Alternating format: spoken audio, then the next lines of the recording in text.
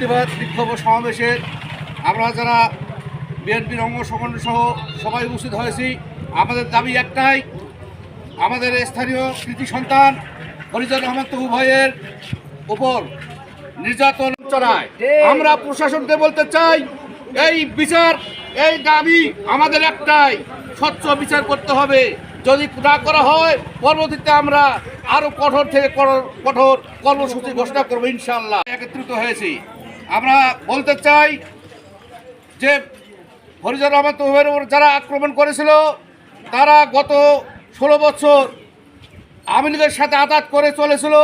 5ই আগস্টের পর আবারও এই আওয়ামী লীগের দোসরেরা এই বিএনপিতে যোগদানের নামে তার সাথে আঘাত করে ষড়যন্ত্র করে টেন্ডারবাজি করতেছে বর্তমান কলের খনি থেকে।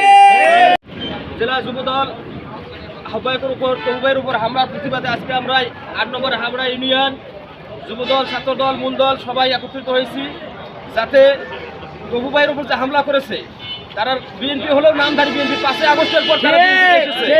এই জন্য আমরা চাই সুষ্ঠু তদন্ত করে তপু ভাইয়ের উপর যারা হামলা করেছে লুৎফর এবং মুকুল, এদের সঠিক বিচার করে আইনের আওতায় আনতে হবে, নতুবা আমরা পরবর্তীতে আবার কঠোর পদক্ষেপ নেব এবং কঠোর কর্মসূচি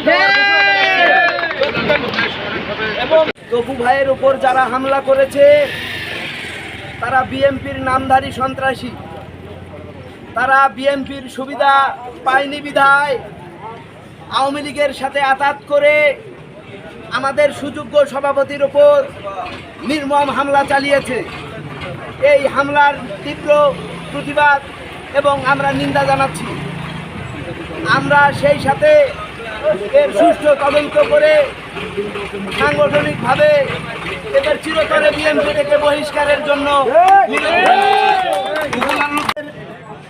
চাঁদাবাজির বাইরেও দলের সাথে বিএনপির সাথে যে গাদ্দারি করেছে এবং বিএনপিতে টাকা পয়সা নিয়ে এই দেখেন 9 নম্বর ইউনিয়ন হামিদপুর তথা 9 নং ওয়ার্ডের 9 নং হামিদপুর ইউনিয়ন 9 নং ওয়ার্ডের স্বেচ্ছাসেবক লীগের সভাপতি তাইমুর ইসলামকে পরবর্তীতে ওই ওয়ার্ডের ওয়ার্ড যুবদলের সদস্য বা সভাপতি পদে সে পদায়ন করে টাকা পয়সা নিয়ে, এবং এই তাইমুর সহ সে বাপ্পারাজ এবং ইমরান আলিমরান না কি নাম আলিমরান সহ আরও কিছু নাম না জানা অনেককে নিয়ে গতকাল আনুমানিক বিকেল 2টা থেকে 3টার দিকে তপু ভাইয়ের উপর অতর্কিত হামলা চালায়। আমরা